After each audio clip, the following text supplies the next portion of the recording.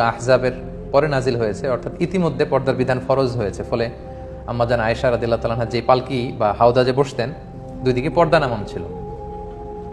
তো তিনি বর্ণনা করছেন যে আমাদের যখন ব্রেক দেওয়া হলো, আমি নামলাম, আমি একটু প্রকৃতির ডাকে সাড়া দিতে দূরে গেলাম, দিয়ে যখন ফিরছি হঠাৎ আমি গলায় হাত দিয়ে দেখি আমার গলার হার নেই, মানে গলাকেটটা মিসিং।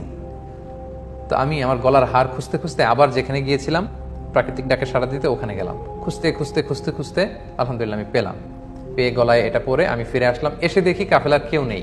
এখানে ঘটনা যেটা ঘটেছে, আম্মাজান আয়েশা তখন খুবই মানে পাতলা গড়নের একজন নারী ছিলেন, হালকা পাতলা। ফলে উনি পালকিতে উঠলেও যে ওজন, না উঠলেও খুব বেশি পার্থক্য হতো না। ফলে পালকির যেহেতু পর্দা নামানো ছিল, যে সাহাবারা এই পালকি বা হাওদাজ ওটের উপরে রাখবে, তারা ভাবছে ভিতরে হয়তো আম্মাজান আয়েশা বসে আছেন। সুবহানাল্লাহ, তারা এই পালকি বা হাওদাজ নিয়ে ওটের উপর বেঁধে দিয়েছে। পুরো কাফেলা রওনা হয়েছে মদিনার দিকে। এখন আম্মাজান আয়েশা রাদিয়াল্লাহু তাআলা আনহা তিনি এসে দেখে ইন্না লিল্লাহি, এখানে তো কেউ নাই, সবাই তো চলে গেছে।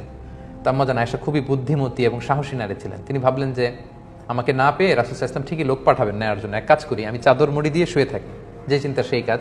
আম্মাজান আয়েশা রাদিয়াল্লাহু তাআলা আনহা তিনি চাদর গায়ে দিয়ে শুয়ে পড়লেন। আর রাসূল সাল্লাল্লাহু আলাইহি ওয়াসাল্লাম একজন সাহাবাকে অ্যাসাইন করেছিলেন, তার নাম হচ্ছে সফওয়ান ইবনু মুআত্তাল রাদিয়াল্লাহু তাআলা আনহু। ওনাকে রাসূল সাল্লাল্লাহু আলাইহি ওয়াসাল্লাম দায়িত্ব দিয়েছিলেন যে কাফেলা যখন ছুটবে তখন তুমি যেয়ে দেখবে যে ওই জায়গায় কারো কোনো জরুরি জিনিসপত্র হারিয়ে গেল কিনা, কেউ রয়ে গেল কিনা। বর্তমান সময়ে যেটাকে আমরা লস্ট অ্যান্ড ফাউন্ড বলি। তো কাফেলায় লস্ট অ্যান্ড ফাউন্ডের দায়িত্বে ছিলেন সফওয়ান ইবনে মুআত্তাল রাদিয়াল্লাহু তাআলা আনহু। তো তিনি দায়িত্ব পালনের জন্য সবাই যখন চলে গেল, ঘুরে ঘুরে দেখছেন কিছু পড়ে রইল কিনা, কারো কিছু মিসিং কিনা। হঠাৎ তিনি মরুভূমির মাঝে দেখেন যে কালো কাপড়ে জড়ানো শুয়ে থাকা এক নারী। কাছে আসলেন, ফজরের সময় হয়ে গিয়েছে। আম্মাজান আয়েশা তিনি ওঠার পরেই আম্মাজান আয়েশা রাদিয়াল্লাহু তাআলা আনহার চেহারা দেখে চিনে ফেললেন, কারণ পর্দার আয়াত নাজিল হওয়ার আগে আম্মাজান আয়েশা রাদিয়াল্লাহু তাআলা আনহার চেহারা তিনি দেখেছিলেন একবার। এই মরুপ্রান্তরে আম্মাজান আয়েশাকে একা পড়ে থাকতে দেখে তিনি ইন্না লিল্লাহি ওয়া ইন্না ইলাইহি রাজিউন, ইন্না লিল্লাহি ওয়া ইন্না ইলাইহি রাজিউন এরকম আওয়াজ করে পড়তে লাগলেন। আম্মাজান আয়েশাও তিনি চেহারা ঢেকে ফেললেন। তখন সফওয়ান ইবনে মুআত্তাল বুঝতে পেরেছেন যে তিনি কাফেলার সাথে যেতে পারেননি। তিনি ইন্না লিল্লাহ ছাড়া আর কিছুই পড়েননি, তাদের মধ্যে কোনো কনভারসেশন হয়নি। সফওয়ান ইবনে মুআত্তাল রাদিয়াল্লাহু তাআলা আনহু ওনার নিজের উটটাকে আম্মাজান আয়েশার সামনে বসালেন। আম্মাজান আয়েশা উঠে বসলেন। আম্মাজান আয়েশা রাদিয়াল্লাহু তাআলা আনহা উটের উপরে বসা, আর সফওয়ান ইবনে মুআত্তাল রাদিয়াল্লাহু তাআলা আনহু নিজে উটের রশি ধরে টানতে টানতে মদিনায় পৌঁছলেন। ইতিমধ্যে যখন মদিনায় পৌঁছার পরে রাসূল সাল্লাল্লাহু আলাইহি ওয়াসাল্লাম সবাই জানতে পারলো আম্মাজান আয়েশা নেই, তিনি মিসিং। তখন মুনাফিক সর্দার আব্দুল্লাহ ইবনে উবাই ইবনে সালুল, এই দুষ্ট লোকটা, সে এই স্ল্যান্ডারিং শুরু করলো, রুমর ছড়াতে লাগলো। সে বলল, দেখো তিনি তোমাদের কাছে নবী সেজে বসে আছেন, আর তার স্ত্রী আয়েশা সেই সফওয়ানের সাথে নিশ্চয়ই পরকীয়ার সম্পর্ক ছিল। ফলে তারা মরুভূমিতে রাত কাটিয়েছে, তারা সেখানে ফষ্টি নষ্টি করেছে, অপকর্ম করেছে, নাউযুবিল্লাহ ওয়া ইয়াযুবিল্লাহ। এটা ছড়াতে লাগলো এবং এই কথা এক কান দুই কান করতে করতে পুরো মদিনায় ছড়ায় গেল। আম্মাজান আয়েশা পৌঁছলেন, তিনি কিন্তু এই কথা কিছুই জানলেন না। আম্মাজান আয়েশা রাদিয়াল্লাহু তাআলা আনহা তিনি মদিনায় পৌঁছার পরই প্রচণ্ড জ্বরে আক্রান্ত হলেন, প্রচণ্ড জ্বর। আর ওই দিক দিয়ে পুরো মদিনায় এই মুনাফিক এই কথা ছড়াতে লাগলো যে আয়েশা রাত কাটিয়েছে সফওয়ানের সাথে, তাদের মধ্যে সম্পর্ক আছে। দুঃখজনক হলেও সত্য, এই মুনাফিকদের সাথে পড়ে কয়েকজন মুমিন, যেমন রাসূল সাল্লাল্লাহু আলাইহি ওয়াসাল্লামের সভাকবি হাসান বিন সাবিত রাদিয়াল্লাহু তাআলা আনহু, তারপর আবু বকর রাদিয়াল্লাহু তাআলা আনহুর একজন আত্মীয়, তার নাম হচ্ছে মিস্তা ইবনে উসাস রাদিয়াল্লাহু তাআলা আনহু, এবং রাসূল সাল্লাল্লাহু আলাইহি ওয়াসাল্লামের শালিকা হামনা বিনতে জাহাশ, এই জাতীয় কয়েকজন লোকও এই রুমর, এই গুজবে কান দিয়ে তারা এটাতে ছড়িয়ে পড়লো, জড়ায়ে পড়লো, তারাও এটা ছড়াতে লাগলো। পুরো মদিনা সমাজের ভেতরে মানে একটা গুরুগম্ভীর অবস্থা, সবার মধ্যে শুধু কানাঘুষা কানাঘুষা কানাঘুষা। তো মজার ব্যাপার, আম্মাজান আয়েশা রাদিয়াল্লাহু তাআলা আনহা এগুলো কিছুই জানতেন না। তিনি আল্লাহওয়ালা নারী, বাসায় এসে জ্বরে আক্রান্ত, চিকিৎসা নিচ্ছেন, আল্লাহর কাছে দোয়া করতেছেন, তিনি এগুলো কিছুই জানেন না। কিন্তু আম্মাজান আয়েশা এটা টের পেলেন যে রাসূল সাল্লাল্লাহু আলাইহি ওয়াসাল্লাম আগে যে ভালোবাসা দেখাতেন, এই ভালোবাসার এখন দেখান না। শুধু ঘরে আসলে সালাম দেন, কেমন আছো জিজ্ঞেস করেন, এতটুকুই। তিনি একদিন বললেন, ইয়া রাসূলুল্লাহ, আমি অসুস্থ, আমি আমার বাপের বাড়িতে যাব। রাসূল বললেন, যাও। তিনি গেলেন, তখনও জানেন না। বাপের বাড়িতে একদিন নারীদের সাথে করে তিনি মরুভূমিতে প্রাকৃতিক ডাকে সাড়া দিতে যাবেন। তখন একজন তাকে বলল যে আয়েশা, তোমার নামে তো মদিনার সোসাইটিতে এই কথা ছড়াচ্ছে। ওই প্রথম আম্মাজান আয়েশা রাদিয়াল্লাহু তাআলা আনহা শুনে তিনি আকাশ থেকে যেন পড়লেন।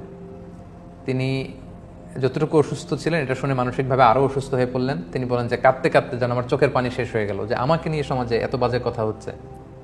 ঘরে ফিরে আসলেন আর রাসূল সাল্লাল্লাহু আলাইহি ওয়াসাল্লাম খুব বিব্রতকর পরিস্থিতিতে পড়লেন, কারণ ওনার স্ত্রী, উনি একজন নবীর স্ত্রীর ব্যাপারে, আমাদের আম্মা জান আয়েশা রাদিয়াল্লাহু তাআলার ব্যাপারে এমন কথা ছড়াচ্ছে, আর আল্লাহ তাআলাও কিছু জানাচ্ছেন না। রাসূল সাল্লাল্লাহু আলাইহি ওয়াসাল্লাম জনে জন জিজ্ঞেস করলেন যে আলী, তুমি কি মনে করো আয়েশা কি এটা করবে? আলী রাদিয়াল্লাহু বলেন, আমি তো ওনাকে ভালোই জানি, তবে এত চিন্তিত হওয়ার কারণ নেই রাসূলুল্লাহ, প্রয়োজনে আপনি আরেকটা বিয়ে করবেন। আয়েশা রাদিয়াল্লাহু তাআলা আনহার দাসীকে জিজ্ঞেস করলেন, তুমি আয়েশাকে কেমন দেখেছো, সে কি এই কাজ করবে?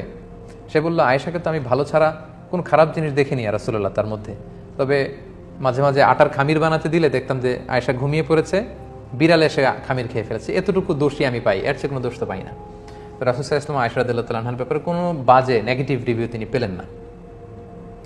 রাসূল সাল্লাল্লাহু আলাইহি ওয়াসাল্লাম যখন দেখলেন যে 1 মাস হয়ে গেল মদিনাতে কানাঘুষা, কোনো আয়াত নাজিল হচ্ছে না, আর আব্দুল্লাহ ইবনে উবাই ইবনে সালুল একটা সুযোগও পেয়ে গিয়েছে, তিনি আবু বকর রাদিয়াল্লাহু তাআলা আনহুর ঘরে গেলেন এবং যে আয়েশাকে ডেকে বললেন, আয়েশা, তুমি যদি সত্যিই কোনো পাপ করে থাকো আল্লাহর কাছে ক্ষমা চাও, আল্লাহ তো ক্ষমাশীল।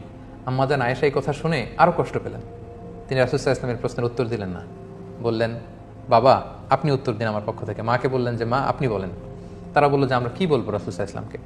তখন আম্মা জান আয়েশা বলেন যে আমি যে পুত পবিত্রা নারী, আমি যে কোনো পাপ কাজ করিনি, এটা পৃথিবীর কেউ না জানলেও আমার আল্লাহ জানে, আল্লাহ তাআলা নিশ্চয়ই আমার পবিত্রতা ঘোষণা করবেন। কিছুক্ষণ পর রাসূল সাল্লাল্লাহু আলাইহি ওয়াসাল্লাম একটু গম্ভীর হয়ে বসেছিলেন, হঠাৎ তিনি চোখ খুলে খুব খুশ মেজাজ নিয়ে বলতে লাগলেন, আয়েশা আল্লাহ শুকরিয়া করো, আল্লাহ তাআলা তোমার পবিত্রতা বর্ণনা করে আয়াত নাজিল করেছেন। তখন আয়েশা রাদিয়াল্লাহু তাআলা আনহার মা বললেন, আয়েশা তুমি বিশ্বনবীর কাছে যাও, থ্যাঙ্কস জানাও, শুকরিয়া করো, কারণ আল্লাহ তাআলা তোমার পবিত্রতা বর্ণনা করেছেন, তুমি যে নিষ্পাপ এটা আল্লাহ কোরআনের আয়াত দিয়ে জানিয়ে দিয়েছেন। আম্মা জান আয়েশা বললেন, আমি রাসূল সাল্লাল্লাহু আলাইহি ওয়াসাল্লামের প্রশংসা কেন করব? তিনি তো আমাকে বিশ্বাস করেননি, বা তিনি তো আমার পবিত্রতা ঘোষণা করেননি। আমার পবিত্রতা যিনি ঘোষণা করেছেন যে সত্তা মহান আল্লাহ রাব্বুল ইজ্জা, আমি তার প্রশংসা করছি। আল্লাহু আকবার। রাসূল সাল্লাল্লাহু আলাইহি ওয়াসাল্লাম তখন এই আয়াত মসজিদে নববীতে গিয়ে সবাইকে জানিয়ে দিলেন এবং বললেন, যারা এই পাপ কাজের সাথে জড়িত তাদেরকে আশীর্বাদ দাও, কারণ আমার আয়েশা পবিত্রা, নিষ্কলুষ, তার চরিত্রে কোনো কালিমা লেপন করার সুযোগ নেই। আল্লাহ তাআলা আরশের উপর থেকে আয়াত নাজিল করে আম্মাজান আয়েশা রাদিয়াল্লাহু তাআলা আনহার পবিত্রতা ঘোষণা করেছেন। তো যেহেতু যারা যারা জড়িয়ে পড়েছিল তাদেরকে আশীর্বাদ দেওয়া হলো।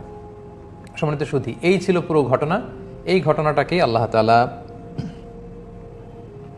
সূরাতুন নূরের 11 নম্বর আয়াত থেকে 26 নম্বর আয়াত পর্যন্ত তিনি বলেছেন। আমরা এটা কন্টিনিউ করব এবং এই ঘটনাটার প্রসঙ্গে যে আয়াতগুলো এসেছে এগুলো বলে আজকের লাইট আপন লাইট